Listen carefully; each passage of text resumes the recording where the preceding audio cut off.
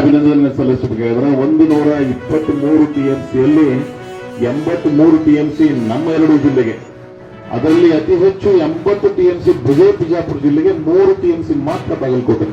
ಆದ್ರೆ 80 ಟಿಎಂಸಿ ಜನರಿಗೆ ಅವರ ಅನುಕೂಲ 83 ಟಿಎಂಸಿ ಜನರಿಗೆ ಏನು ಮುಳುಗಡೆ ಆಗ್ತದೆ 524 ಅಲಕ್, ಆ ಮುಳುಗಡೆ ಆಗ್ತಕ್ಕಂಥ ಪ್ರದೇಶದವರಿಗೆ ಮತ್ತು ನಮ್ಮ ಕೆನಾಲ್ ಎಲ್ಲೆಲ್ಲಿ ಬರ್ತದೆ ಆ ಭೂಮಿ ಕಳ್ಕೊಂಡವರಿಗೆ ಪರಿಹಾರ ಕೊಡ್ತಕ್ಕಂಥ ಒಂದು ಐತಿಹಾಸಿಕ ನಿರ್ಣಯ ನಮ್ಮ ಸರ್ಕಾರ ಮಾಡಿದೆ. ನಾನು ಮೊನ್ನೆ ಮುಖ್ಯಮಂತ್ರಿಗಳನ್ನ ಭೇಟಿಯಾಗುವಂತ ಸಂದರ್ಭದಲ್ಲಿ ಅವ್ರು ನಾನು ಹೇಳಿದ್ರು, ನಾನು ನಮ್ಮ ಜಿಲ್ಲೆಗೆ ಏನು ಕೊಡುಗೆ ಕೊಡ್ತೀರಿ ಅಂತ ಕೇಳಿದ್ರೆ, ನಿಮ್ಮ ಜಿಲ್ಲೆಯ ಇತಿಹಾಸದಲ್ಲೇ ಇಷ್ಟು ದೊಡ್ಡ ಪ್ರಮಾಣದಲ್ಲಿ ಒಂದೇ ಅವಧಿಗೆ 70,000 ಕೋಟಿ ರೂಪಾಯಿದಷ್ಟು ಅನುದಾನ ಕೊಡ್ತಿದ್ರೆ ಅದು ಈ ಕರ್ನಾಟಕ ಸರ್ಕಾರ ಅನ್ನೋದನ್ನ ಹೇಳಿದ್ದಾರೆ. ನಾಳೆ ಬಜೆಟ್ ನಲ್ಲಿ ಅದನ್ನ ಉಲ್ಲೇಖ ಮಾಡ್ತಕ್ಕಂಥ ಒಂದು ಪ್ರಯತ್ನ ಅವರು ಮಾಡ್ತಾ ಇದ್ದಾರೆ.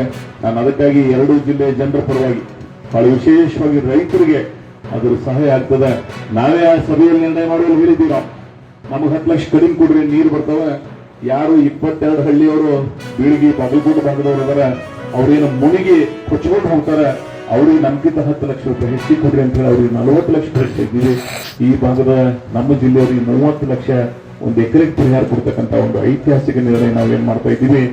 ಈ ಜಿಲ್ಲೆಯ ಜನ ಸದಾ ಈ ಒಂದು ಸಹಾಯಕ್ಕಾಗಿ ಏನು ಲಾಲ್ ಬಹದ್ದೂರ್ ಶಾಸ್ತ್ರಿ ಇಟ್ಟಿರ್ತಕ್ಕಂಥ ಕಲ್ಲಿನ ಇಟ್ಕೊಂಡು 64ರಿಂದ 2026ರವರೆಗೆ ಏನೋ ಒಂದು ಅವರ ಭವ್ಯ ಇತಿಹಾಸದ ಒಂದು ದೊಡ್ಡ ಕಾರ್ಯವನ್ನು ಮಾಡ್ತಾ ಇದ್ದಾರೆ. ಈ ಭಾಗದ ರೈತರು ನಾವು ಸನ್ಮಾನ್ಯ ಸಿದ್ದರಾಮಯ್ಯನವರ ನೇತೃತ್ವ ಸರ್ಕಾರಕ್ಕೆ, ಸನ್ಮಾನ್ಯ ಡಿ ಕೆ ಶಿವಕುಮಾರ್ ಅವರು ಇನ್ನು ನೀರಾವರಿ ಮಂತ್ರಿಗಳು ಇದ್ದಾರೆ, ಅವರಿಬ್ಬರನ್ನ ನಾವು ವಿಶೇಷವಾಗಿ ಸ್ಮರಿಸಬೇಕಾಗ್ತದೆ ಅಂತಕ್ಕಂಥ ಮಾತನ್ನ ನಾನು ಸ್ಮರಿಸಿ, ಬರ ಅಂತಕ್ಕಂಥದ್ದು ಇನ್ನು ಮುಂದುವರಿಯಂಗಿಲ್ಲ. ಬರ ನೀವು ಒಂದ್ ರೀತಿ ನಾನು ಹೇಳಿದ್ರೆ ಮುಂದಿನ 16 ವರ್ಷದಲ್ಲಿ ನಾನು ಬರೀ ನಾವು ಕಡ್ಕೊಂಡವ್ರು 19 ಕೆರೆ ತುಂಬಿದೀವಿ.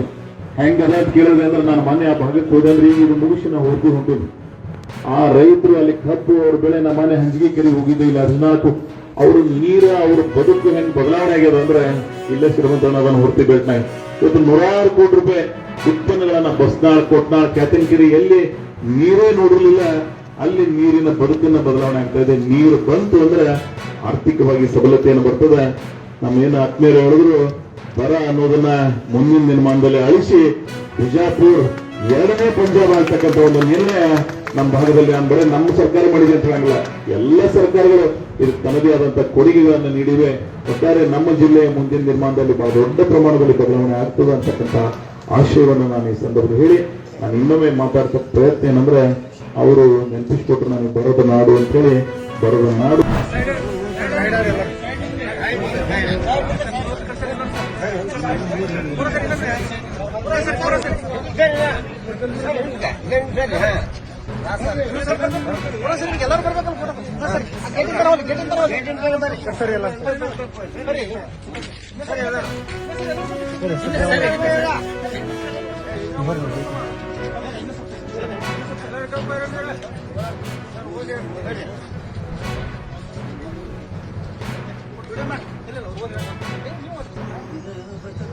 ದಿನಾಂಕ 5/3/2026 ಲಿಖಿತ ಹೇಳಿಕೆ.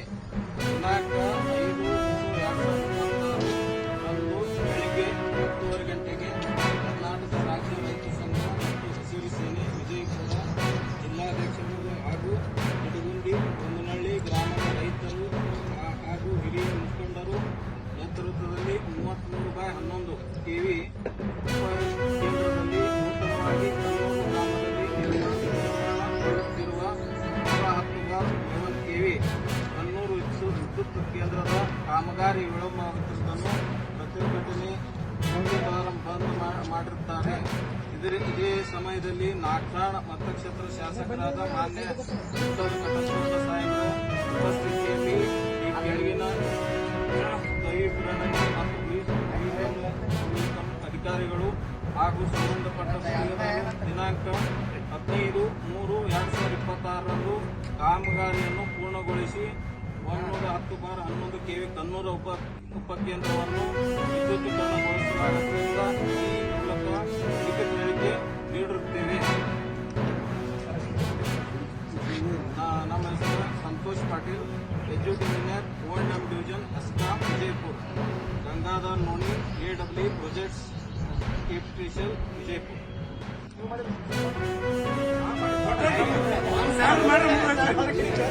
ನಾವು